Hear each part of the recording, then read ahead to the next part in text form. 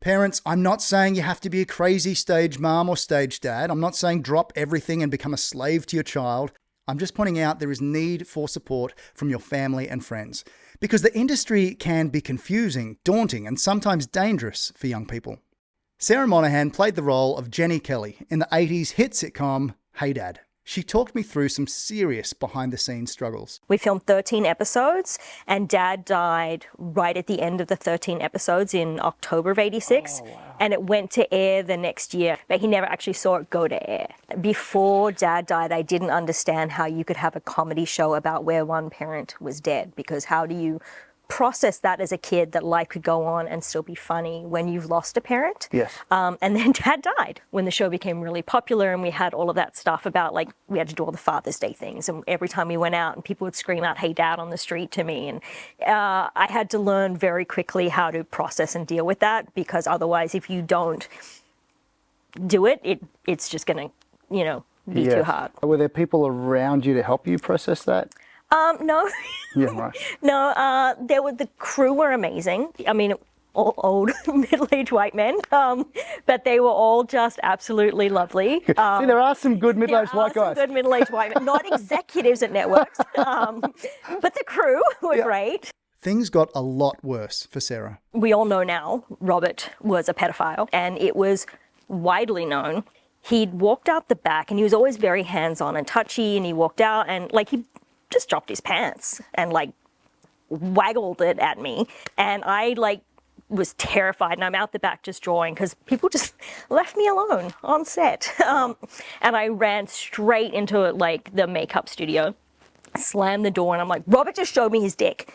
And they were like, "What?" And I'm like, "Robert just showed me his dick." And they immediately locked the door, and they were like, debrief and, like, what happened, and we went through the whole thing. And we all knew at this point that he was constantly trying to touch me and always doing stuff, but, like, when he dropped the pants, it was like nobody could deny it anymore that the guy was, like, not right.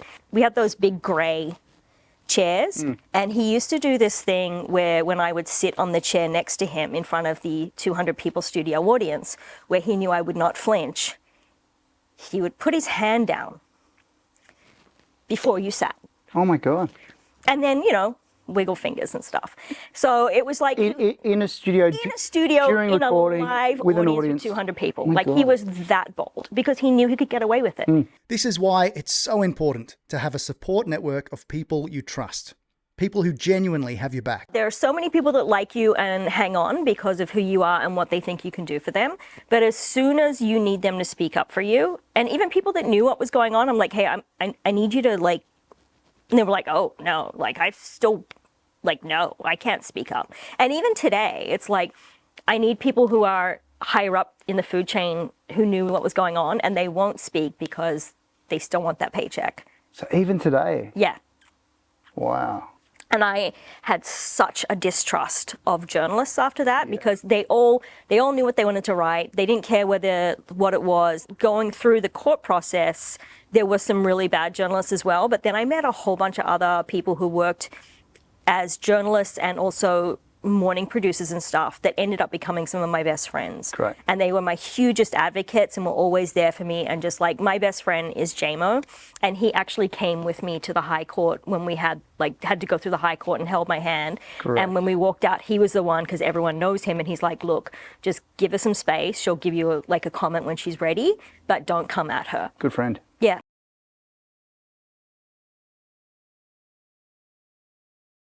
It's always that thing of, this latest generation have thankfully gone from kids to adults, but it used to be if you left a show when you were 12 or 13 and you went through an awkward, ugly phase, you were not working again as an adult. Yeah. And so there needs to be more help in helping people either navigate through that and find a new path, or help them transitioned into a different area of the industry. Like, I love working behind the scenes now, which a lot of kid actors end up directing or producing and stuff, because you can go behind the camera. And I think it's also because you still want to be part of the industry, but not necessarily be seen. On screen, yeah. Tell me more, is that the kind of stuff that the group does in the US? That you... So A Minor Consideration, which was founded by Paul Peterson, he was on the Donna Reed show, and he was like a teen star and everything. Nicest guy ever.